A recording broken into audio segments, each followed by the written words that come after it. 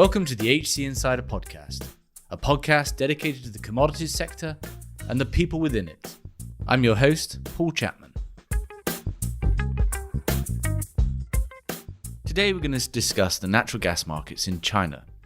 China is expected to be the world's largest importer of LNG in the next 2 years, superseding Japan, and also this year saw it launch PipeChina, an amalgamation of all the distribution pipes in China under one organization, which is expected to accelerate the market opportunity for both domestic and international players. Our guest is Mark Ley. Based in Beijing, he is the Deputy General Manager for Derivatives Trading at ENN, the country's largest publicly traded utility and gas distributor. Mark, thanks for joining us. Thank you, Paul. Before we talk about the current state of the market, I certainly appreciate, and I'm sure our listeners would do as well, just a brief history of the gas markets in China that led us up to the last couple of years of where we are right now. Sure. I think it's always good to have in mind the background of how rapidly China has grown, because we talk about it, but when you put some real numbers to it, it's fantastic, because you're looking at an economy that was roughly $1 trillion around 2000, roughly $6 trillion by 2010, and now 14, just using World of Bank numbers. So what happened is that China has always had significant oil and gas reserves, and obviously developed some very large state-owned companies to exploit those reserves. And with the rapid growth, they found that they were going to have to begin importing either via LNG or over land, and started building those supply systems in the 2010 decade. And then in 2010, you had the first pipelines coming in from the West, from former Soviet Union countries, and then you had coming in from over the ocean LNG. And so it's very different from the U.S. You really have a system of pipelines that are effectively, average life is less than 8 years for the vast majority of it. And then you have a large network that's been built up so rapidly that it doesn't often always connect in the most rational way. And so with that rapid growth, you've had a lot of opportunities over the past decade in particular, as you had LNG beginning to come in through new terminals. Trucks have been an extremely large component of the distribution network, effectively acting as really the leading edge or a virtual pipeline that established new routes that would be then filled in later with pipelines. And then you've had various different phases where the government has either emphasized or driven gas adoption, both because of industrial and because of environmental concerns. And those acceleration periods very often cause their own problems that then are addressed through the market and through the government cooperating with the market. And now we're really reaching a state of maturity, I think, where the government is trying to go from a super rapid growth to a more long-term stabilized program that will allow the industrial consumer in particular to begin lowering and rationalizing their cost of gas. All of this in an effort to continue overall economic growth and facilitate adoption of natural gas where it makes the most sense for the GDP to continue. So there's a lot to unpack there. You've had this, for the most part, it's been these big pipelines from Kazakhstan. The one from Russia, will come on to that shortly, has just come online. And you've had LNG. Before we move to the trucks, which I think is one of the most fascinating aspects of this story, who was building the LNG facilities over the last 20 years? Was that the state-owned oil companies? Was that foreign partners? Sure. Really, about I think 85%. Really, all of the terminals, except for ENN's terminal, all the terminals that they would call world scale, 3 million tons per year and larger, were state-owned terminals until really the last year and a half. And so what's happened then in the last year and a half to 2 years is that with the rapid growth in LNG, there has been a shift from the state-owned companies building those terminals to now still significant companies, but no longer the mega companies, the mega state companies building or expanding terminal capacity. And so you have a shift in those assets from 100% state-owned that are now getting contributed to the pipeline company, the same one that's taking over transmission, and a move of a new set of owners that are now trying to build these very larger 3 million ton a year plus import facilities. And I think we're going to come on towards the end why it might be a change in the type of organization building those regas facilities. Just staying on the last decade or so, you've had a series of steps in deregulation and political support for natural gas driven by industrial and environmental concerns, as you said. And we can sort of see various statements coming in the tens decade pushing that agenda. But so you had these major pipelines connected to regas, and then really those pipelines were just connecting city gates, so the major population areas. Can you talk a bit about city gates, and then can you start us on the journey of how trucking LNG started and what that has done, and I guess that unique type of market in China? The city gates are really function very similar to what they are in the U.S. I mean, they're primary delivery points, connections between the high pressure systems, long distance transmission lines, and then local distribution systems.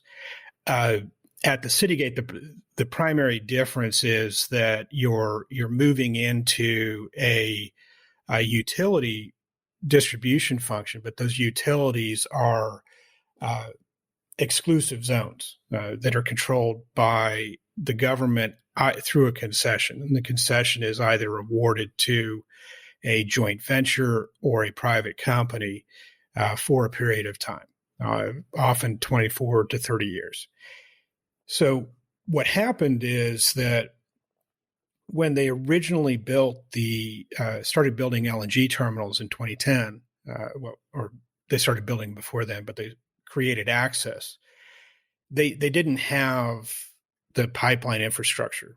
It's not like the U.S. where you had huge oil infrastructure and converted some of it and then grew around that. They literally were having to build all of the infrastructure from the ground up. And so what you had with the first terminals was that the only way to get the gas from the terminal to the customer base was to truck it. And really that was the primary use of the trucks probably for the first 5 years, was to act as the pipeline when a terminal was built, and they would be the way to transmit the gas from the terminal to the consumer. And over time, then what also began to develop was that heavy trucks were incentivized to use LNG instead of diesel. And so you had then the largest network of LNG distribution for heavy truck usage in the world develop around that. So if you talk about roughly 70 million tons a year, plus or minus, of LNG imported into the country, then you've got 25 million tons, 27 million tons a year that gets moved by these trucks. And some of that's actually generated at inland plants also. But the trucks continue to be the virtual pipeline for new gas market entrants, and then also the primary distribution for transportation usage. How did that market develop? Mechanically, we don't have that anywhere else in the world, as far as I'm really aware. What was it about the C&I, the big industrial plants in China, that meant that they could even receive these LNG trucks? And how was that market managed itself? Was this a traded market? It just seems fascinating. That it also sounds like it could have been a lucrative time for traders as well. The fascinating thing about the truck market is that it is, in fact, completely deregulated. There is no established price. And what's happened is it's a lot like the original days of gas marketing in the U.S. I mean, you had some very small companies that were just several trucks that were able to buy and find customers and sell and develop into much larger companies. But that goes back to the rapid growth that you had, particularly from the period between 2010 and 2015, where you literally had, in fact, the chairman of ENN, he started out about at the end of 1990s. He started out just literally picking up propane tanks and moving them. So there is a strong entrepreneurial capacity in China, and I think that LNG trucking took advantage of that. It was a matter of entrepreneurs figuring out that there was a demand to move the LNG, and that the consumers just were looking for gas, because at the time it was the only way that they were going to be able to build an industrial facility that needed the heat loads. So they built these facilities. Most facilities are relatively new compared to, say, the Western world. They built them with these propane or LNG connectors as well, built in. Yes. What you would have is an LNG receiving station's it's not a huge technical undertaking. It's a large insulated tank, and then a regas, effectively a big heat transfer unit that allows you to move that from liquid into gas form, and then through from that point, it's just a normal gas distribution. Yeah. And I assume there was a derivatives market that developed as well around this whole retail scale or commercial scale LNG trucking business. No. That's one thing that was one thing that I found fascinating when I came here, because I came here in 2016 for the first time. And when I came here, I was actually working for ENN in the U.S., and I began discussing the opportunity, because you could look at China, and you could, ENN in particular, with control of an offshore terminal, control of roughly at that time, I think they had about 90 million potential customers in the concessions that they had, and they were the second largest truck distribution firm. There was no such thing as a forward market. There was no such thing as a multi-month price, and there was no understanding of trading swaps. Commodity derivatives really are not well understood or utilized especially by the private industry. In the state-owned companies, there's more understanding of them, but once you get out of the state-owned companies, there's very little understanding.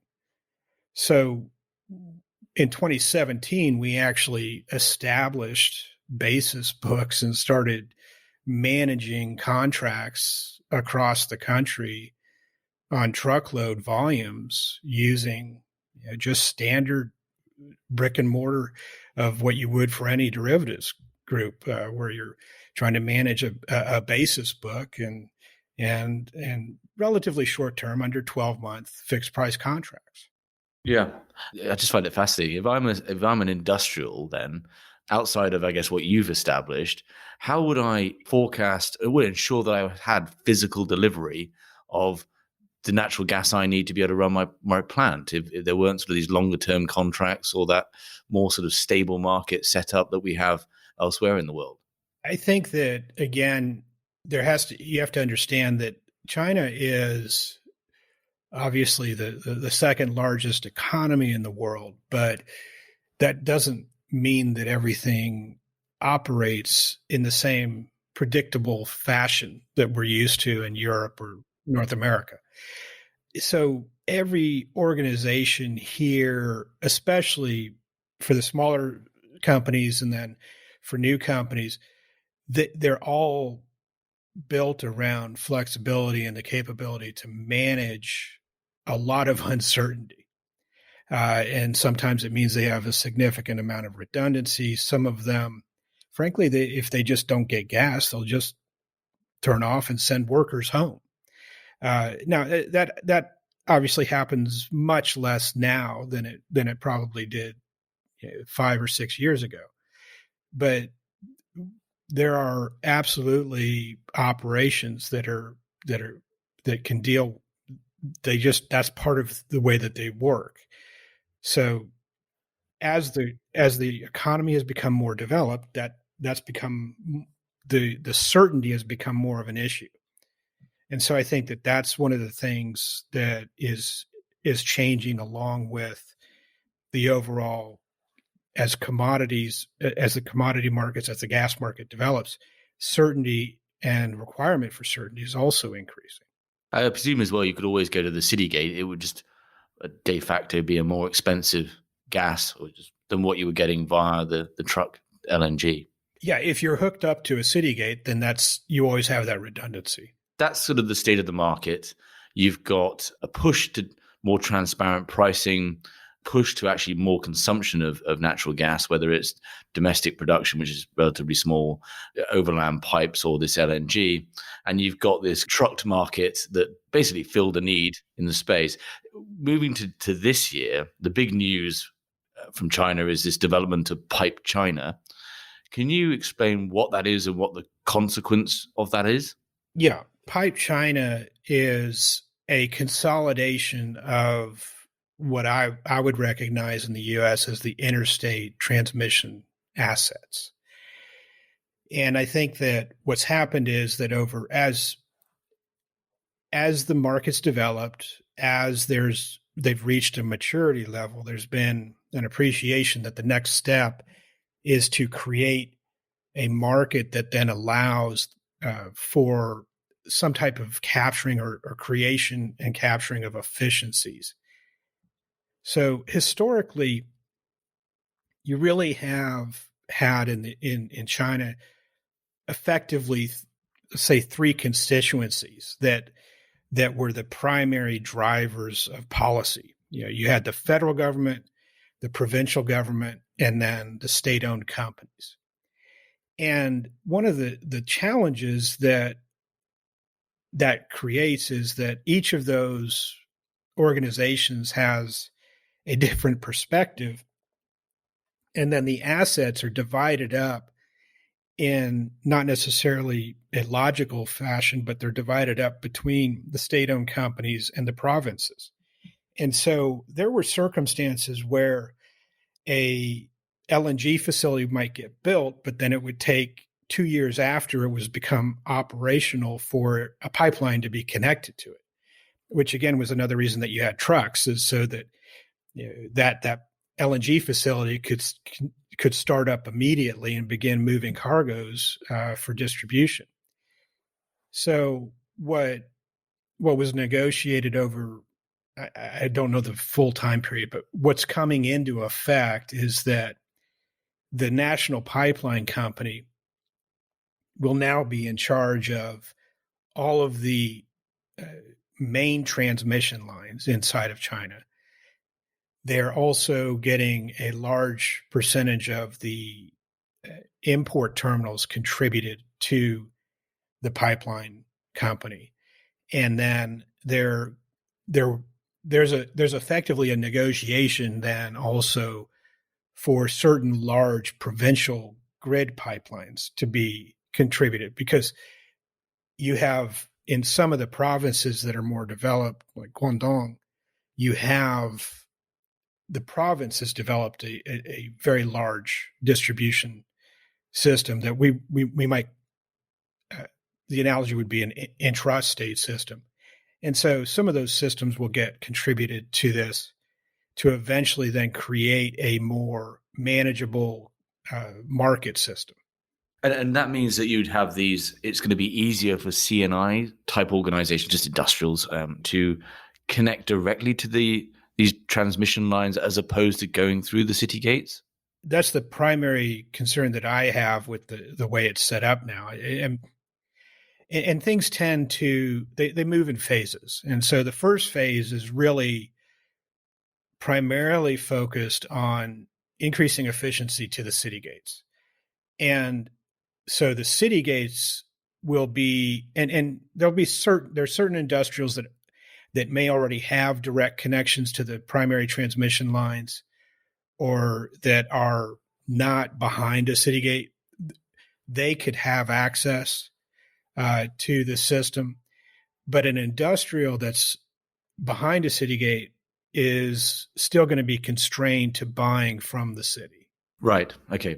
But there's probably, dare I say it, more facility for that to change via regulation than there was previously when you didn't have that kind of one point of control over the pipeline. One of the things you said to me previously is that one of the big differences between the Chinese market and other Europe and North America in particular is there's no requirement to connect the upstream to the downstream. And that has huge consequences in terms of investment.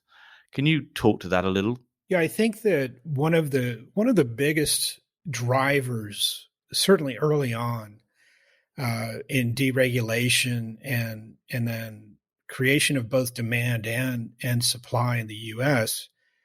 was an established formula for requiring the interstate pipelines to receive connections from gathering systems or to connect to new transmission lines. So when you had in the IPP's beginning, a power plant could know exactly what it was going to have to pay in order to get connected to a main transmission line. So there wasn't a negotiated process. And then on the upstream side, a large producer or a gathering system that was looking at a new field had a very clear idea of what the cost would be and the timelines in order to bring a new supply into the pipeline and then to the market. That's not been defined here. And I think that's going to be a bit of a more challenging process for two reasons. I mean, the first is the state-owned companies have control of production or large percentage of production. And so they, in effect, have a desire to maintain that and are probably going to view independent producers as competition for concessions. The other part is that the provinces on the consumer side are actually the ones that own and assign the concessions and very often have a joint venture or certainly have some revenue relationship with the gas distributor. So the provinces are going to have to reconcile profit that they may lose from opening connections to industrials with the benefits that they would garner from improving that access. I guess in summary of the state of the market right now, and we're going to move on to kind of the future and the trading opportunity there, as I know that will be of great interest to our community. Would you call the current state of the market, is it a deregulated market? If so, or if not, what do you think are the key differences compared to other deregulated markets in the world, perhaps outside of that upstream downstream connectivity you just mentioned? Well, I think first the truck market is completely free. It is market-based. So the only limitations there are economics. And that's as competitive and open really as any market in the world. And quite saturated. It's very volatile because it's volatile because the competition is volatile, because there are games that the terminals play, but it's also difficult to compete. As you'd imagine, driving a truck any distance to deliver gas you've got to shrink. As they expand the network of pipelines, then the opportunities for delivering truck gas to anything other than other LNGs for transport is shrinking. So as the growth rate on the overall market slows, that certainly becomes a shrinking opportunity. The pipeline opportunity is not deregulated. It is what I'd call it is in the experimental phase. And really for the past 2 years or so, they've gone through different auctioning processes and experiments, and now they're beginning to open up bidding on slots for terminal access, and then potentially opening up more opportunities for people to move transmission to city gates to qualified buyers. But it's still at a stage that is very, very restricted in terms of who's allowed to participate and exactly what they're allowed to do. Right. That's an excellent summation of the market right now. As you look over the next 5 years, is this going to be the next big natural gas trading opportunity for these global trading houses, the trading arms of merchants around the world? Maybe we can split it into reasons for that being the case and some reasons against. What are the positive signals that this is going to be a really interesting market for the world's trading community? I think the most fascinating part of it is just that you are really you have access through the truck market now to sell gas to the inland market in China. So if you have the ability to get a slot at a terminal, which is rapidly opening, then there's absolutely the opportunity to establish markets for gas into inland China. And the coastal areas obviously being the easiest to access with truck. The opportunity, I think the question on the pipelines is going to be how much access is distributed. So if they stop at the city gate, or if the provinces and the cities themselves are able to control or decide to control, then you end up with a very limited market. And you have basically very little opportunity to develop creative or new types of structures and deals that would make sense. I would expect eventually that begins to liberalize. And so it's a question of time. And the benefit of being in China is that, okay, it may not be the whole country, but it could accelerate, certainly is more likely to accelerate in the South than the whole country. And that's a pretty sizable market. So it will open up over time. It just requires some diligence and patience to identify where the access is profitable. I know a couple of the challenges you foresee are in two areas. Obviously, you've got to deal with these incumbents, some of whom have real power coming from their ownership structure. You've also got in China, you've alluded to it to me in the past, these policy decisions can be quite unheralded and quite sudden, and that creates quite a challenging environment to I guess navigate. There's just a lot of uncertainty there. Is that a fair statement? Yeah, in the U.S. there was probably a decade of open hearings and discussions And so it was very predictable what was going to happen. I mean, certainly everybody was trying to influence the direction of those decisions, but it was done in a public forum, and people understood what the rules were. And when it did open, everybody knew what they were going to be required to do in order to be part of the system. The surprising thing I think about China when it first came here was, you walk in expecting that you're going to have this very rigid, very exacting, formulaic approach to things. It's much more experimental, and the government is much more willing to just try things in a relatively limited basis. I mean, they'll pick out a certain region or regions and establish a program, and there will be an announcement that in 1 week we're going to open an auction for this volume of gas delivered to this city gate, and you're invited to participate, and then you participate.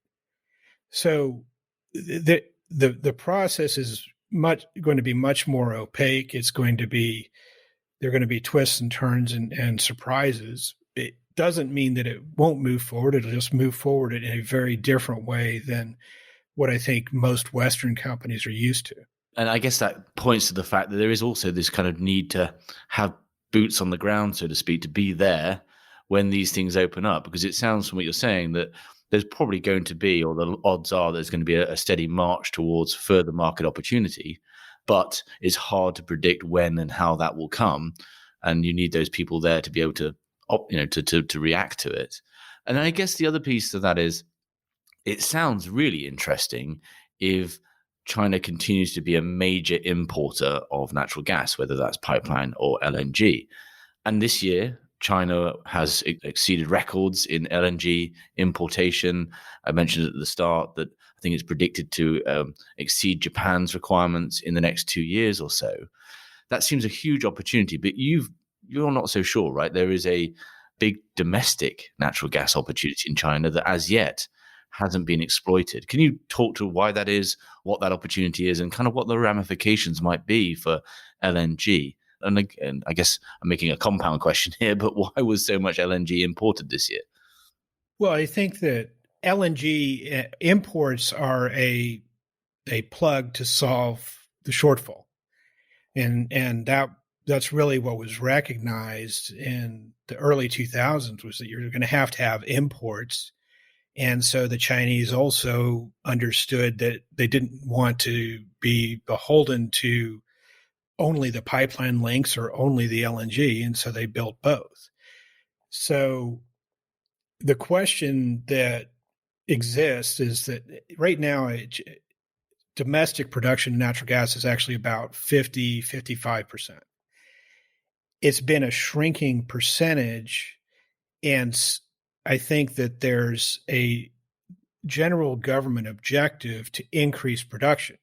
Now, the focus is crude oil because that's viewed as a major strategic requirement, and natural gas is not as critical.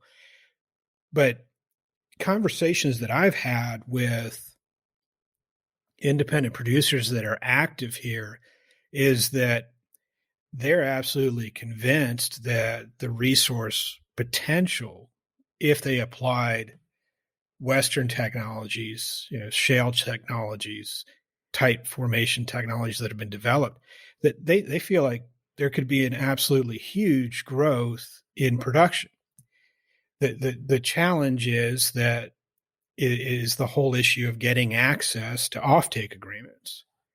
And so I think that that's what's going to be very interesting to see over the next couple of years, is whether China is willing to allow companies to develop that acreage that may want to have some control over their technology as they use it to exploit the reserves, or if they're going to continue down the same path and really restrict the concessions to the to the standard producers that already exist here and who may or may not be able to accelerate that development.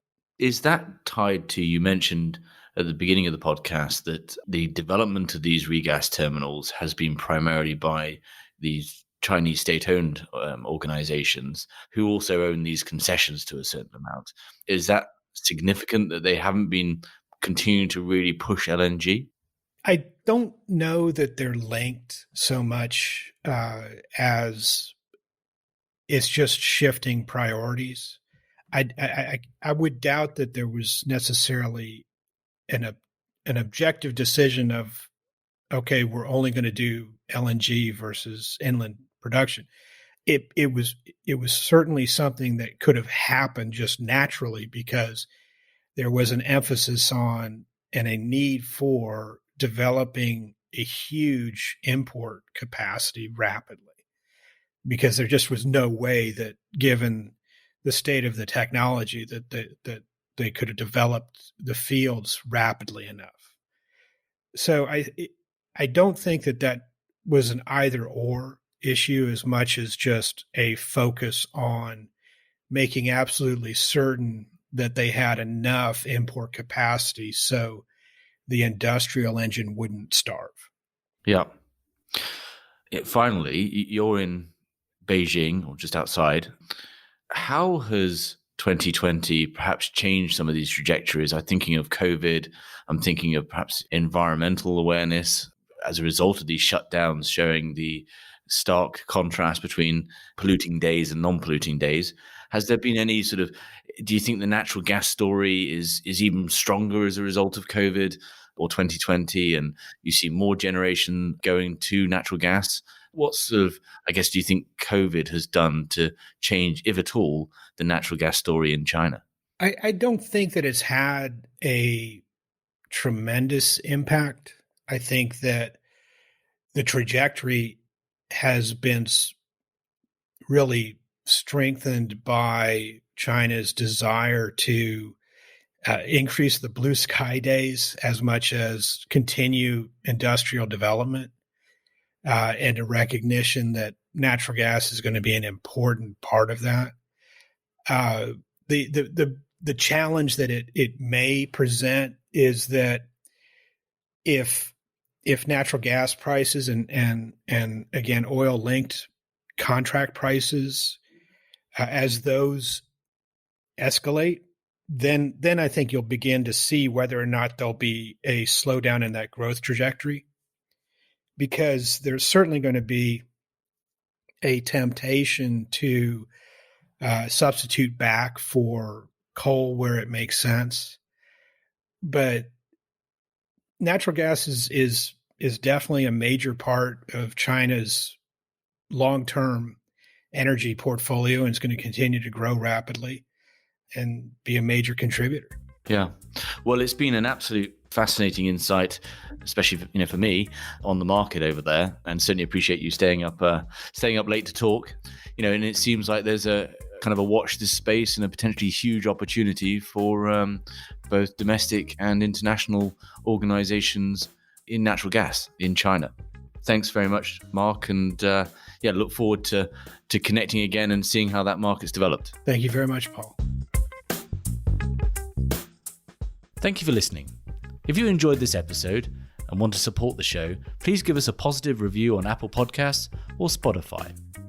To find out more about HC Insider and Human Capital, a search firm dedicated to the commodities sector, go to www.hcinsider.global, where you'll find more original content on the commodities sector and more details on our offering as a search firm and our locations around the world. Thanks again for listening.